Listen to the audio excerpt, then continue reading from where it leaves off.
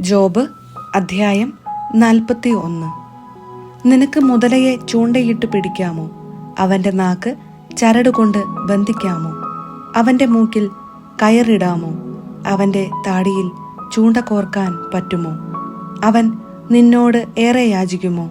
അവൻ നിന്നോട് മൃദുലമായി സംസാരിക്കുമോ? എന്നും നിനക്ക് ദാസനായി ഇരുന്നു കൊള്ളാമെന്ന് അവൻ നിന്നോട് ഉടമ്പടി ചെയ്യുമോ? ഒരു പക്ഷിയോടെന്ന പോലെ നീ അവനോട് കളിക്കുമോ? നിന്റെ ബാലികമാർക്കു വേണ്ടി അവന് തോൽവാറിടുമോ? വ്യാപാരികൾ അവനു വേണ്ടി വില പേശുമോ? അവർ അവനെ കച്ചവടക്കാർക്ക് പകുത്തു വിൽക്കുമോ?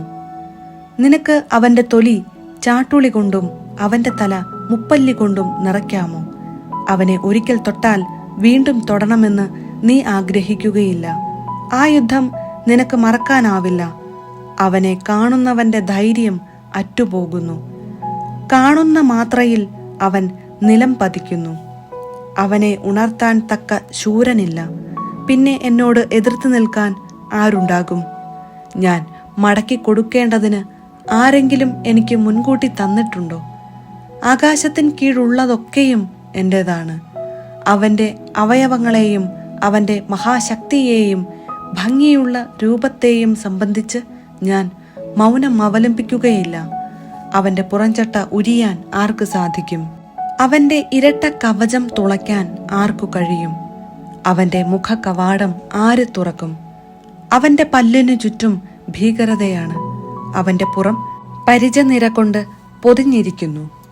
അത് മുറുക്കി അടച്ചു മുദ്ര വച്ചിരിക്കുന്നു. വായു കടക്കാത്ത വിധം അവ ഒന്നോടൊന്ന് ചേർന്നിരിക്കുന്നു. വേർപെടുത്താൻ പാടില്ലാത്ത വിധം അവ ഒന്നോടൊന്ന് ചേർന്നിരിക്കുന്നു. അവ യോജിച്ചിരിക്കുന്നു. അവൻ തുമ്മുമ്പോൾ പ്രകാശം ചിതറുന്നു. അവന്റെ കണ്ണുകൾ പ്രഭാതത്തിന്റെ കൺപോളകൾ പോലെയാണ്. അവന്റെ വായിൽ നിന്ന് ജ്വലിക്കുന്ന തീപ്പന്തങ്ങൾ പുറപ്പെടുകയും തീപ്പൊരി ചിതറുകയും ചെയ്യുന്നു. തിളയ്ക്കുന്ന വെള്ളത്തിൽ നിന്നും കത്തുന്ന രാമജത്തിൽ നിന്നും എന്ന പോലെ അവന്റെ മൂക്കിൽ നിന്ന് പുക ഉയരുന്നു. അവന്റെ ശ്വാസം കരിക്ക് തീ കൊളുത്തുന്നു. അവന്റെ വായിൽ നിന്ന് തീജ്വാല പുറപ്പെടുന്നു. അവന്റെ കഴുത്തിൽ ബലം കുടികൊള്ളുന്നു.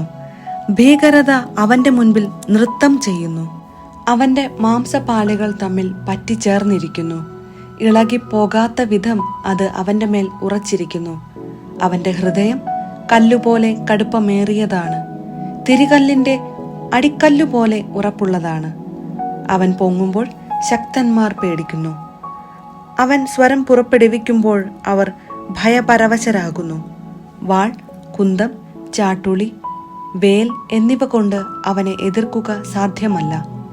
ഇരുമ്പിനെ വൈക്കോൽ പോലെയും പിച്ചളയെ ചെതുക്കിച്ച തടി പോലെയും അവൻ കണക്കാക്കുന്നു. അസ്ത്രം കണ്ട് അവൻ ഓടുകയില്ല.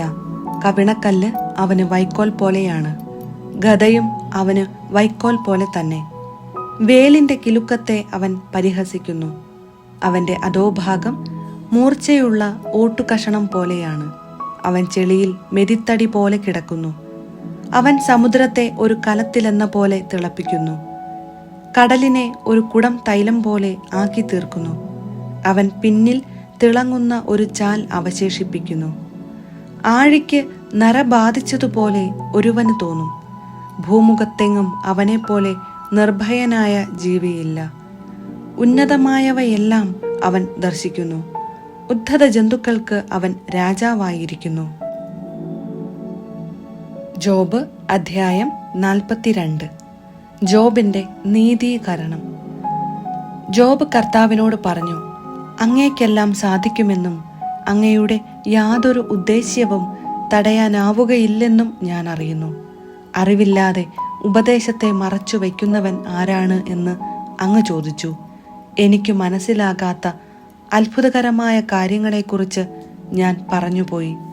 കേൾക്കുക, ഞാൻ സംസാരിക്കുന്നു, ഞാൻ ചോദിക്കും, നീ ഉത്തരം പറയണം എന്ന് അങ്ങ് പറഞ്ഞു. അങ്ങയെക്കുറിച്ച് ഞാൻ കേട്ടിട്ടേ ഉണ്ടായിരുന്നുള്ളൂ. എന്നാൽ ഇപ്പോൾ എൻ്റെ കണ്ണുകൾ അങ്ങയെ കാണുന്നു. അതിനാൽ ഞാൻ എന്നെ തന്നെ വെറുക്കുന്നു. പൊടിയിലും ചാരത്തിലും കിടന്ന് ഞാൻ പശ്ചാത്തപിക്കുന്നു. കർത്താവ് ജോബിനോട് ഇങ്ങനെ സംസാരിച്ചതിനു ശേഷം തേമാന്യനായ എലിഫാസിനോട് അരുളി ചെയ്തു, എൻ്റെ ക്രോധം നിനക്കും നിന്റെ 2 സ്നേഹിതന്മാർക്കും എതിരെ ജ്വലിക്കുന്നു. എന്തെന്നാൽ നിങ്ങൾ എന്നെപ്പറ്റി എൻ്റെ ദാസൻ ജോബിനെ പോലെ ശരിയായിട്ടല്ല സംസാരിച്ചത്. അതിനാൽ ഇപ്പോൾ തന്നെ 7 കാളകളെയും 7 മുട്ടാടുകളെയും കൊണ്ട് ജോബിന്റെ അടുക്കൽ ചെന്ന് നിങ്ങൾക്കു വേണ്ടി ദഹനബലി അർപ്പിക്കുവിൻ. എൻ്റെ ദാസനായ ജോബ് നിങ്ങൾക്കു വേണ്ടി പ്രാർത്ഥിക്കും. ഞാൻ അവൻ്റെ പ്രാർത്ഥന സ്വീകരിച്ച് നിങ്ങളുടെ ഭോഷത്വത്തിന് നിങ്ങളെ ശിക്ഷിക്കുകയില്ല.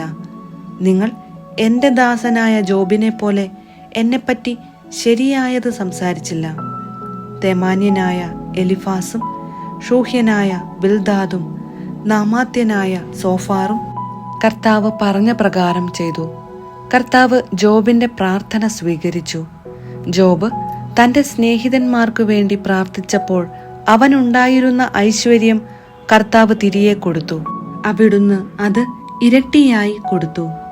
അവൻ്റെ സഹോദരന്മാരും സഹോദരിമാരും മുൻപരിചയക്കാരും അവൻ്റെ വീട്ടിൽ വന്ന് അവനോടൊത്ത് ഭക്ഷണം കഴിച്ചു. കർത്താവ് അവൻ്റെ മേൽ വരുത്തിയ എല്ലാ അനർത്ഥങ്ങളെയും കുറിച്ച് അവർ സഹതപിക്കുകയും അവനെ ആശ്വസിപ്പിക്കുകയും ചെയ്തു. അവർ ഓരോരുത്തരും പണവും ഓരോ സ്വർണ്ണ മോതിരവും അവന് സമ്മാനിച്ചു. കർത്താവ് അവൻ്റെ ശേഷിച്ച ജീവിതം മുൻപിലത്തേതിനേക്കാൾ ധന്യമാക്കി. അവന് 14,000 ആടുകളും 6,000 ഒട്ടകങ്ങളും 1,000 ഏർ കാളകളും 1,000 പെൺകഴുതകളും ഉണ്ടായി. അവന് 7 പുത്രന്മാരും 3 പുത്രിമാരും ഉണ്ടായി. മൂത്തവൾ ജമീമ, രണ്ടാമത്തവൾ കെസിയ, മൂന്നാമത്തവൾ കേരൻ ഹാപ്പുക്ക്.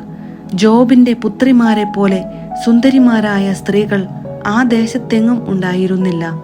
പിതാവ് അവർക്കും സഹോദരന്മാർക്കൊപ്പം അവകാശം കൊടുത്തു.